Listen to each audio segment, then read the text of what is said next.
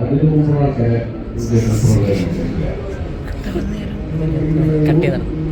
അത് ലാലേട്ടൻ മമ്മൂക്ക ഗ്രൂപ്പിലല്ലേ അവരെല്ലാവരും ഒരുമിച്ചിട്ടല്ല.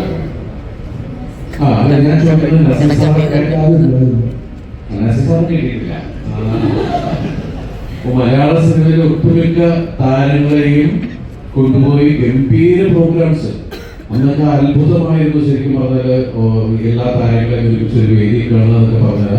പക്ഷെ അങ്ങനെ കാണാവുന്ന അവസ്ഥകൾ, അങ്ങനെ ഒരു അത്രയും സ്റ്റേജ് ഷോസ് എത്രയോ വർഷങ്ങൾക്ക് മുമ്പ് എനിക്ക് തോന്നുന്നു ഇന്ന് അങ്ങനെ ഒരു സ്റ്റേജ് ഷോ ഇത്രയും ആൾക്കാരെ വെച്ച് ചെയ്യാൻ പറ്റുക എന്ന് പറയുന്നത് ഭയങ്കര ബുദ്ധിമുട്ടുള്ള കാര്യമാണ്.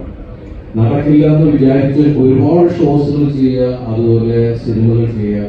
എന്തായാലും നമ്മളതിനെ മാറി ഞാൻ ഒരു ഒറ്റയാറിന്റെ പോരാട്ടം അല്ലെങ്കിൽ തേരോട്ടം എന്നൊക്കെ പറയുന്ന പോലത്തെ ഒരു യാത്രയാണ്. എന്തായാലും വിജയേട്ട നിങ്ങളുടെ നല്ല മനസ്സിന് മലയാള സിനിമ അല്ലെങ്കിൽ മലയാള സിനിമയിലെ കലാകാരന്മാർ മുഴുവൻ വിജയേട്ടന് സപ്പോർട്ടായിട്ട് കൂടെയുണ്ട്. അത്രയേറെ അതുപോലെ മലയാളക്കാര ഒരുപാട് താലോലിക്കുന്ന ആരാധിക്കുന്ന ഈസ്റ്റ് കോസ്റ്റ് ബ്രാൻഡ് ആൽബംസ് എന്നൊക്കെ പറഞ്ഞിട്ട് നിങ്ങൾക്ക് എല്ലാവർക്കും അറിയാലോ. ഒരുപാട് പേര് പ്രണയലേഖനം എഴുതുമ്പോൾ വിജയേട്ടന്റെ 2 വരികൾ അതിൽ നിന്ന് കൊണ്ടുപോയിട്ട് അതിൽ ആഡ് ചെയ്യുക എന്ന് പറയുന്നത്. അതുകൊണ്ട് ഞാൻ എപ്പോഴും പറയുന്നത് പ്രണയമാണ് നിൽക്കുന്നത്.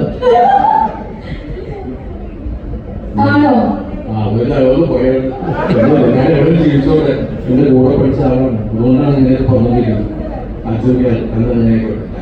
ഞാൻ ജൂനിയറാണെന്നാണ് പറഞ്ഞത്.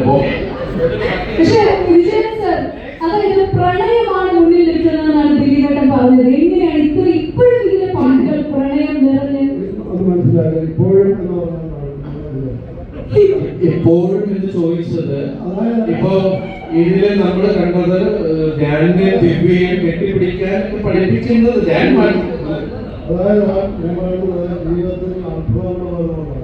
നമുക്ക് കാണുന്നതും വിശ്വസിക്കുന്നതൊന്നും ആകാൻ പറ്റില്ല. അതിനപ്പുറം എന്തൊക്കെയാണ് നമുക്ക് ജീവിതത്തിൽ അത്ഭുതങ്ങൾ സംഭവിക്കണം. എനിക്ക് നമ്മുടെ പാലക്കാട് ആദ്യം അരി മാത്രമേ തീർച്ചയായിട്ടും കഴിഞ്ഞ